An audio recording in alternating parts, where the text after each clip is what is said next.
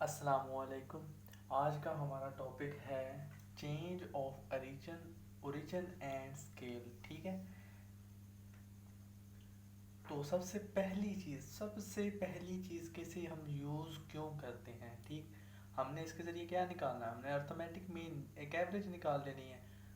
तो वो हम वैसे क्यों नहीं निकाल रहे, हम ऐसे क्यों निकाल रहे हैं, change of origin and scale के ज़रिए क्यों हम इसे निकाल रहे हैं। ठीक है।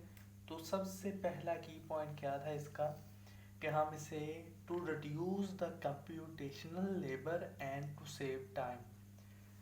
क्योंकि हमारे पास वैल्यूज़ देखें, हमारे पास होगी क्लासेस, क्लासेस के बाद फ्रिक्वेंसीज, फिर हम मिड पॉइंट निकालते हैं। तो जब रियल लाइफ में हम जाते हैं हमारे पास हज़ारों वैल्यूज़, ठीक है, हज़ारों नहीं कहूँगा तो मैं चले 500 600 वैल्यूज़ 700 वैल्यूज़ होंगी। तो आप मल्टीप्लिकेशन करेंगे, बड़े बड़े फिगर्स आपके पास आएंगे, तो वो काम मुश्किल हो जाएगा। इस चीज़ को ये इसकी कंप्यूटेशन को आसान करता है। वो कैसे करता है हम देखेंगे।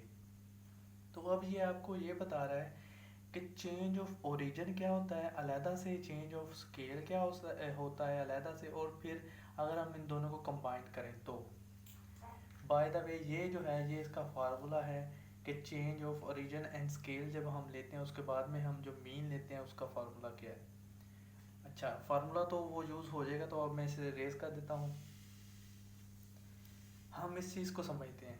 अगर हमारे पास if X denotes an observed value देखें। अब हाइट है, मैंने किसी 10 बंदों की मैंने हाइट ले ली है क्लास में से, सैंपल मैं ले रहा हूँ। ठीक है। 10 निचले 5 की ले रहा हूँ, तो वो 5.4 है। ठीक है। 6.1 है, 4.8 है, 5.1 है, 5.2 है। ठीक है। अब देखें, ये हमारे पास एक्सेस ही हैं।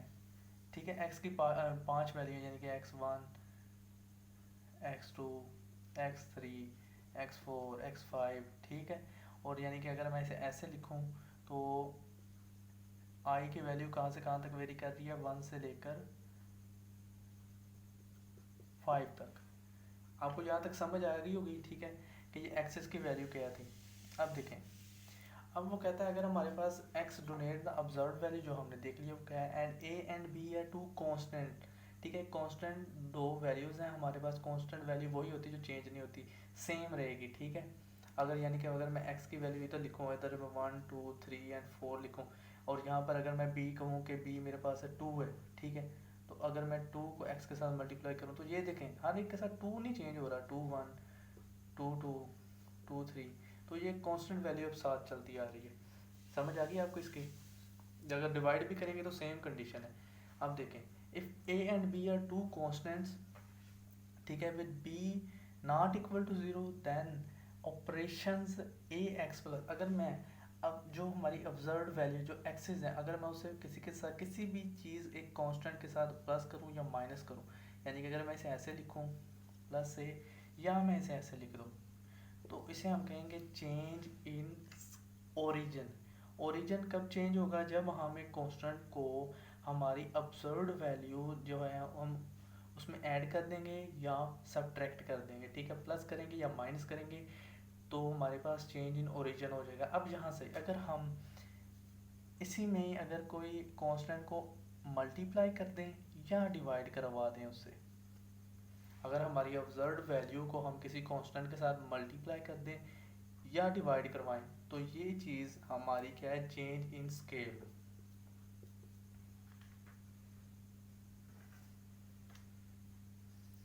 चेंज इन ओरिजिन, और ये हमारे पास क्या होगी, चेंज इन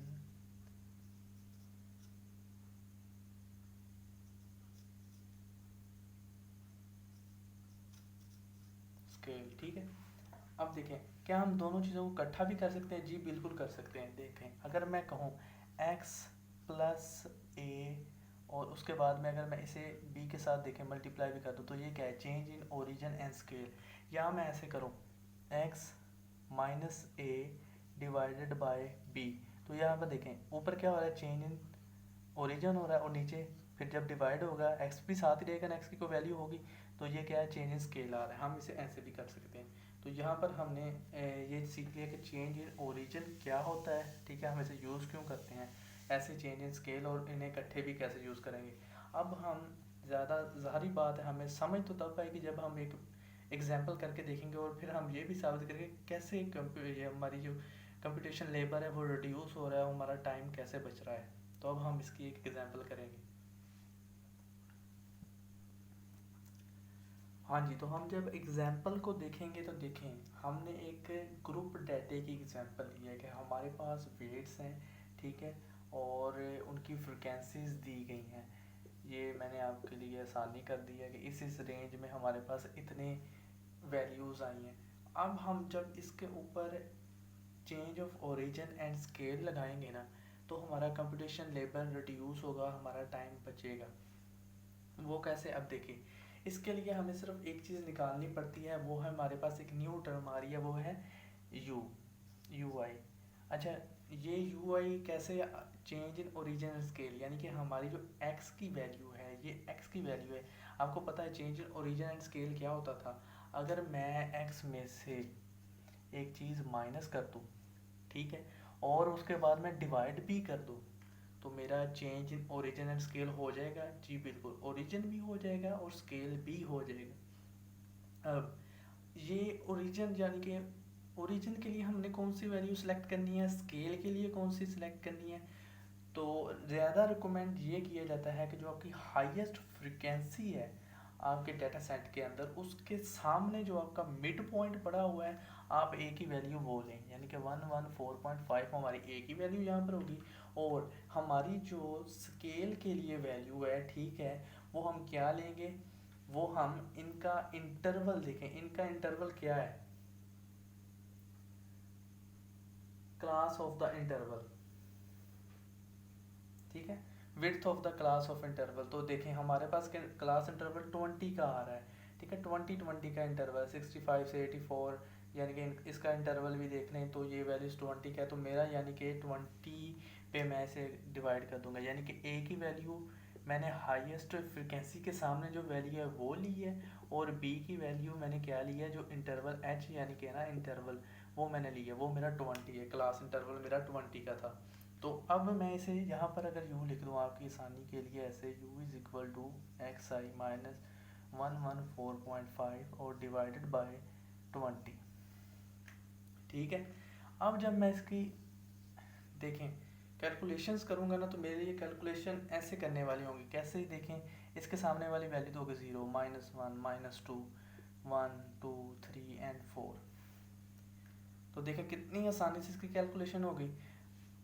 एक चीज़ और याद रखनी, हमेशा नहीं हो सकता कि ऐसे, अगर आप फ्रिक्वेंसी के लिहाज से आपने मिड पॉइंट जो उठाना चाहिए था, जिसके ज़रिए से ये चीज़ें आसानी के साथ निकल आएंगी, फिर तो ये आंसर आ जाएगा। अगर आप यहाँ पर कोई और मिड पॉइंट ले लेते, यानी कि 154 लेते, ठीक है, तो ये वाली वैल्यू 0 हो जानी थी, फिर आपको बाकी सारी देखनी पड़नी थी। ऐसे भी हो सकता है कभी कभार इनकी वैल्यू थोड़ी सी चेंज भी हो जाए, तो आप इसके लिहाज से ऐसे ही आँख बंद करके 0 माइनस ऊपर चले जाएँ और इधर नीचे आ जाएँ, ऐसे ना कीजिएगा, थोड़ा सा देख लीजिएगा। अगर तो एक दो वैल्यूज़ में आपका सीक्वेंस बढ़ रहा है तो फिर आप इसे ऐसे लिख दीजिएगा सीक्वेंस के साथ। अब देखें हमारा फार्मूला क्या था, हमारा फार्मूला था, हमें जो रिक्वायरमेंट है वो है